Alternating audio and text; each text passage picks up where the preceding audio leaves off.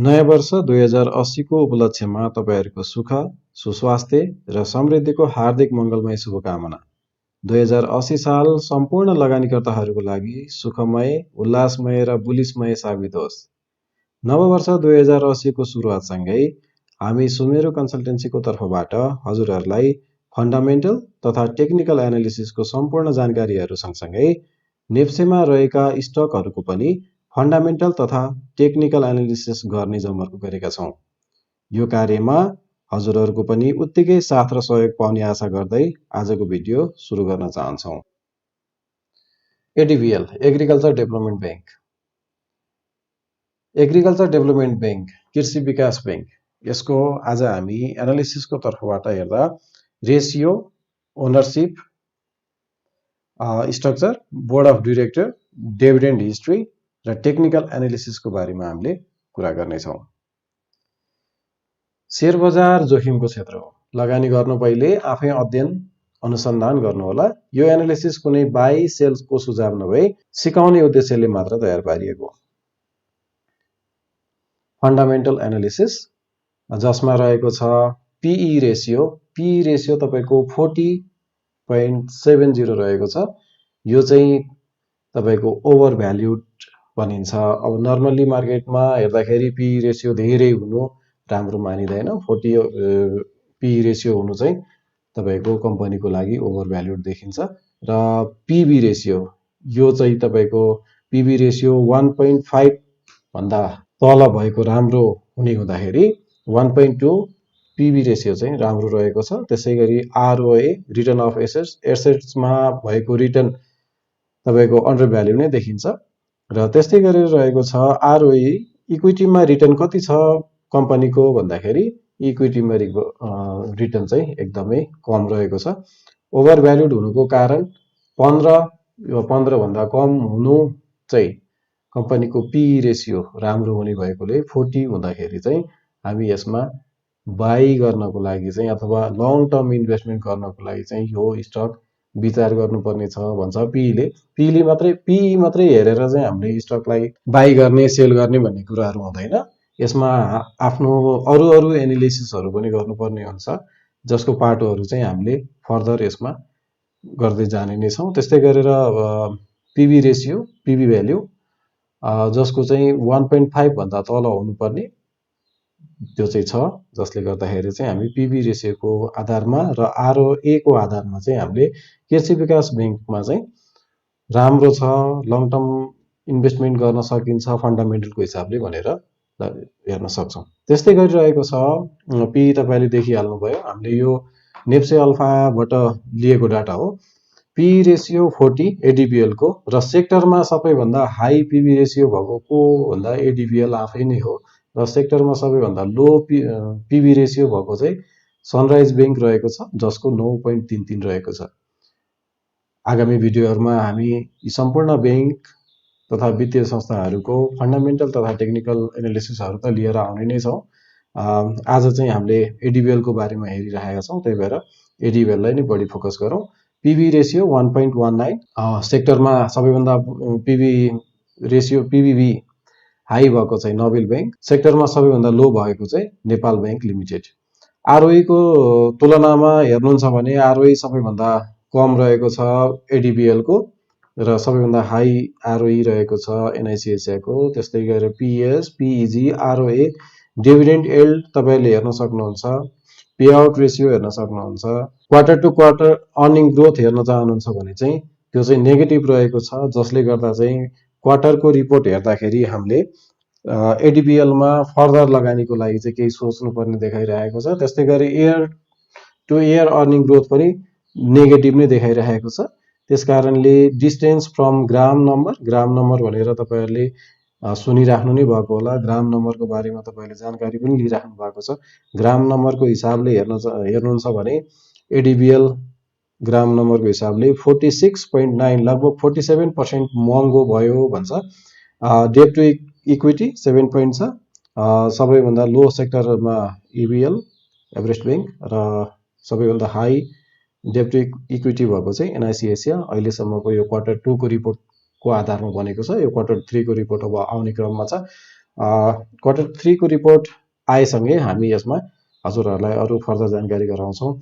यो फन्डामेन्टल यतिको पाटोबाट हेर्दाखेरि चाहिँ हामीले एडिबिएललाई बाई गर्नको लागि चाहिँ सोच्न पर्ने अथवा लङ टर्म इन्भेस्टमेन्टमा यसको पर्फर्मेन्स फन्डामेन्टल पर्फर्मेन्सहरू चाहिँ अलिकति विक भएको देख्न सकिन्छ। हेरौँ नेक्स्ट थर्ड क्वार्टरको रिपोर्ट आउँछ। थर्ड क्वार्टरको रिपोर्टसँगै केही सुधार हुन्छ या हुँदैन भनेर पनि हेर्न सकिन्छ। त्यसै अनुसारले हामीले फर्दर लगानीको पार्टहरू चाहिँ अगाडि बढाउने नबढाउने। त्यस्तै गरिरहेको छ। ओनरसिप हेर्नुहुन्छ भने एडिबिएलको 51% प्रोमोटर सेयर र 49% पब्लिक सेयर रहेको छ। त्यस्तै गरेर बोर्ड अफ डिरेक्टरमा तपाईँहरूको रामशरण पूर्ण सैनी, त्यस्तै गरेर सुमन दाहाल, डाक्टर राजेन्द्र मिश्र, सञ्जीव पौडेल, हरिप्रसाद पराजुली, विनोद कुमार गोरागाई, रिता सुवेदी सञ्चालकहरू हुनुहुन्छ भने हिमलाल पौडेल कम्पनी सचिव हुनुहुन्छ। त्यस्तै गरिरहेको छ गोविन्द गुरुङ व्यवस्थापन समितिको प्रमुख हुनुहुन्छ। व्यवस्थापन समूहमा गोविन्द गुरुङ सिइओ, प्रताप सुवेदी यज्ञ न्यौपाने, उहाँहरूको पोजिसन तपाईँहरूले तल नै देख्न सक्नुहुन्छ। त्यस्तै गरिरहेको छ डिभिडेन्ड हिस्ट्री। हामीले कृषि विकास ब्याङ्कको विगतमा बाँडिरहेको बोनस र डिभिडेन्ड हेर्छौँ भने, क्यास र बोनस हेर्छौँ भने 69-70मा क्यास मात्रै दिएको थियो। त्यस्तै गरेर 70-71मा क्यास र बोनस दुइटै दिएको छ।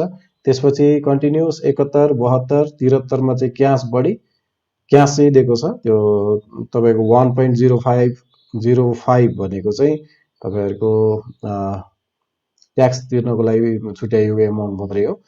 74, 75, 76, 3 र 77लाई हेर्दाखेरि डिभिडेन्ड एकदमै कन्स्टेन्ट टाइपको जस्तो देखिन्छ। बोनस दिए पनि क्यास दिए पनि कन्स्टेन्ट जस्तो देख्न सकिन्छ भने त्यसपछि 78, 79मा सायद कोरोनाको कारणले गर्दाखेरि होला केही असर गरेको देख्न सक्नुहुन्छ।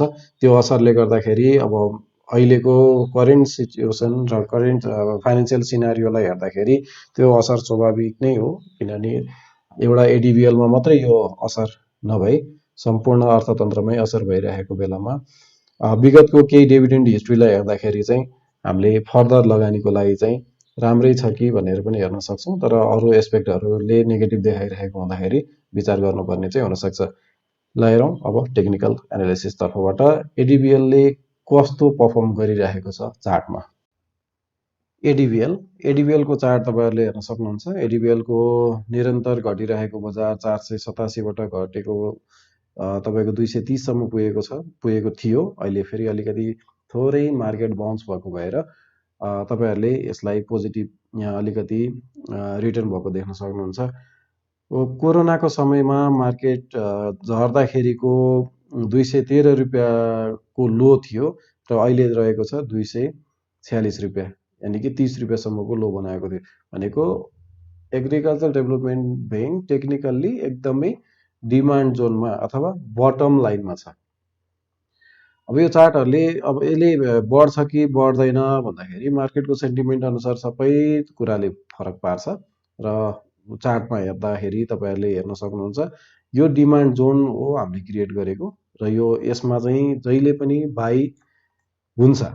किनभने कोरोना टाइमको बेलामा क्राइसिसको बेलामा पनि बाई थियो र त्यसपछिको बेरिसभन्दा माथितिर पनि एकदमै कन्टिन्युसली यहाँनिर ठोकिरहेको कारणले गर्दाखेरि हामीले यसलाई डिमान्ड जोन बनाएको। यो डिमान्ड जोन अनुसारले चाहिँ तपाईँको च्यानल पनि हेर्न सक्नुहुन्छ। डाउन च्यानल थियो। यो डाउन च्यानलको पनि सपोर्टमा छ र यो पोइन्ट चाहिँ के हुनसक्छ, पोजिटिभ हुनसक्छ।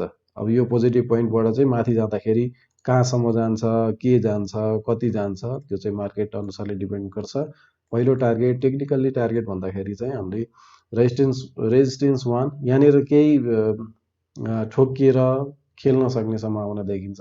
त्यस्तै गरेर यो लाइन रेजिस्टेन्स हुन्छ, त्यसपछि अर्को लाइन रेजिस्टेन्स, यो माथिल्लो रेजिस्टेन्स हुन्छ। यी अवरोधहरू रहि नै रहेछन्। मार्केट बुलिस हुँदाखेरि सानो सानो अवरोधहरूलाई अभियसली तोडेर जान्छ भने मार्केट नेगेटिभ हुँदाखेरि त्यही अवरोध नै स्ट्रङ रेजिस्टेन्स भएर बसिदिन्छ। त्यसलाई चाहिँ विशेष ध्यान दिनुपर्ने हुन्छ। अहिलेको मार्केट सिनारियो तपाईँको हिजोको बजारलाई अलिकति करेक्सनलाई हेर्नुहुन्छ भने यसमा पनि एकदमै एउटा सानो च्यानल बनाएको थियो। डाउन च्यानल छ, त्यो च्यानलको पनि अलमोस्ट सपोर्टमै थियो ठुलो च्यानलको सपोर्ट भएको भएर त्यसलाई सपोर्ट मान्यो र माथि फर्किँदाखेरि के छ अगाडिको च्यानलको सपोर्ट अथवा यो एकदम माइनर डाउन ट्रेन्डको सपोर्ट के छ रेजिस्टेन्समा लगभग पुगेर बााउन्स भएको छ भनेको के मार्केटले रिटेस्ट गर्न आउन खोजेको हो पोजिटिभ भाइब्स हुँदा हुँदै अर्थतन्त्रमा केही सुधार हुन्छ कि भन्ने आश राखिराख्दा ब्याज दर घट्दाखेरि हामीले जुन मुभमेन्ट देखिरहेका छौँ बजारको त्यसले गर्दा अब केही किन्ने अवसरहरू दिन सक्ने सम्भावना धेरै छ र अबको अकुमुलेसन हुनसक्छ बाइङ हुनसक्छ स्विङहरू ठुलो नआउला सानो आउला ठुलो आउला त्यो आफ्नो ठाउँमा छ र प्रत्येक मुभमेन्ट पछि अभियसली बुल आउने नै छ भविष्यमा स्टक मार्केट कहिले पनि कन्टिन्युसली डाउन र कन्टिन्युसली अप हुँदैन यसमा तल माथि हुन्छ अथवा डाउन पनि चल्छ साइडवेज चल्छ त्यस्तै गरेर अप मुभमेन्ट पनि चल्छ अप स्विङहरू आउँछ त्यो स्विङहरूलाई क्याच गर्नको लागि चाहिँ हामीले जहिले पनि रिक्स बाई गर्नुपर्छ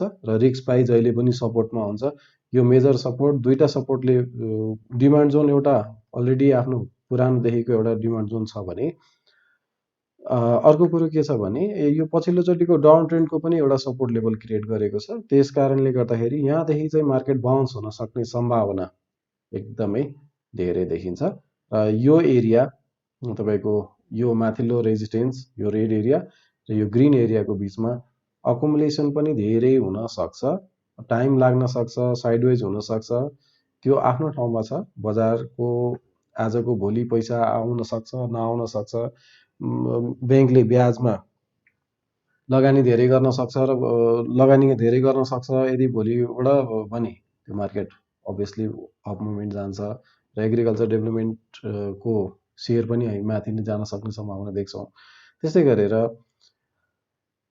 ब्याङ्क आफैमा भविष्यको डिभिडेन्ड रेसियो आरओई आरओए त्यस्तै गरेर इपिएसहरू पुरानो इपिएसहरू अहिले रिसेन्टली कोरोना टाइमदेखिको पछिल्लोचोटिको क्राइसिसको लेभलको नहेरेर पुरानो इपिएसहरूलाई मध्यनजर गर्ने हो भने बोनस दिने capacity management team board of directors र सरकारी ब्याङ्क भएको कारणले गर्दाखेरि हामी ब्याङ्कलाई पोजिटिभ लिन सक्छौँ र नर्मल्ली क्राइसिसमा सबैको रिपोर्ट नराम्रो नै आउँछ रिपोर्ट नराम्रो आयो भोलि के गर्छ भन्ने कुराहरू भन्दा नि एनपिएल कति छ त्यसले कति समस्या पार्छ भन्ने कुराहरूलाई चाहिँ एनालाइसिस गरौँला आगामी आउने रिपोर्ट अनुसारले चाहिँ डेली चार्ट अनुसार चाहिँ डेली चार्टमा टेक्निकल्ली हेर्नुहुन्छ भने अबको यो पोइन्ट रिटेस्ट हुनसक्छ यो रिटेस्ट भएर बााउन्स हुन्छ रिटेस्ट हुँदैमा यही ग्रिन लाइनै अथवा डिमान्ड जोनै छुन्छ भन्ने जरुरी छैन यहीँबाट पनि फर्किन सक्छ अथवा डिमान्ड जोनसम्म पनि आउन सक्छ तर अघिल्लो लो भन्दा तल चाहिँ जानु हुँदैन तपाईँको अघिल्लो लो भनेको अहिलेको 230 भन्दा तल चाहिँ जानु हुँदैन 230 भन्दा तल जान्छ भने चाहिँ फेरि केही समय तल जान सक्छ भन्ने हुन्छ भने 230 लाई स्टप लस राखेर तपाईँहरूले स्टकमा इन्ट्री गर्न अथवा अकुमुलेसन गर्न बाई गरेर अलि लङ टर्मको लागि होल्ड गर्न सक्नुहुनेछ त्यस्तै गरेर अब यसलाई विकली टाइम फ्रेममा पनि हेरौँ यो विकली टाइम फ्रेममा कति धेरै लगाएको भन्ने होला यो विकली टाइम फ्रेम पनि चार्ट सेम हो यो हप्ताको एउटा चार्ट बन्छ र यसमा तपाईँहरूले नर्मल्ली हेर्नुहुन्छ मैले फिबो लगाएको छु अघि अस्तिको हाई र त्योभन्दा तलको लो 156 को लो लगाउँदाखेरि कहाँ आएर ठोकिएर बसेको छ अथवा कुन एरिया टच गरेर मार्केट बााउन्स भएको छ भन्दाखेरि पनि फिबोनाचीको 0.236 लाई के गरेको छ रेस्पेक्ट गरेको छ यहाँबाट बााउन्स हुन सक्ने सम्भावना छ हामीले डेली टाइम फ्रेममा पनि हेर्यौं यहाँबाट बााउन्स भयो भने मेजर रेजिस्टेन्स भनेको नर्मल्ली 280 को लेभलसम्म चाहिँ सरी यो मन्थली गएछ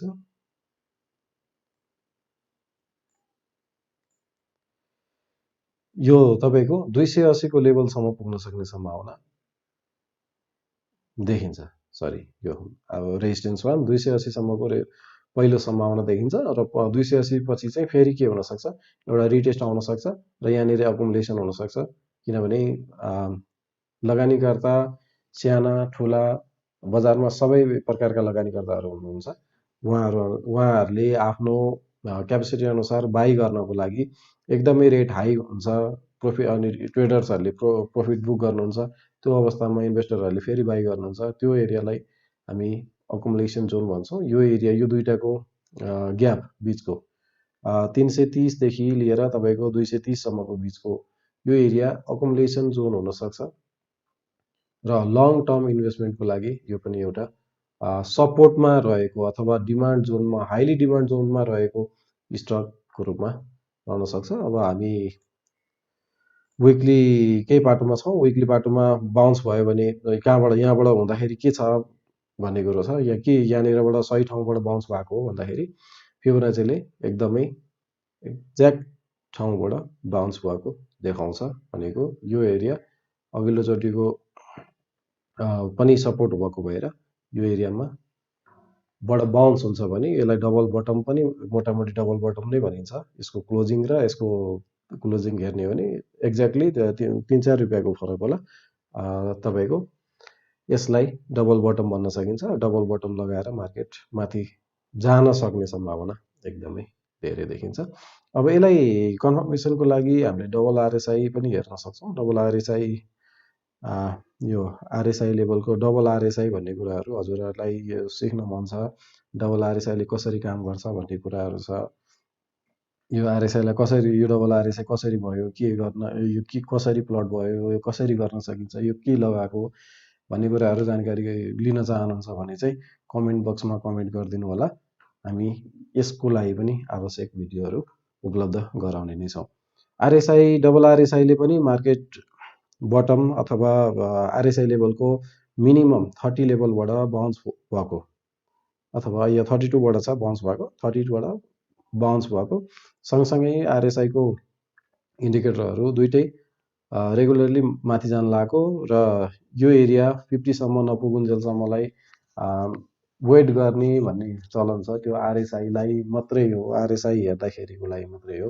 आरएसआई आफैमा, आरएसआई मात्रै हेरेर ट्रेड गर्नुहुन्छ भने 50 लेभलसम्म वेट गर्नु होला।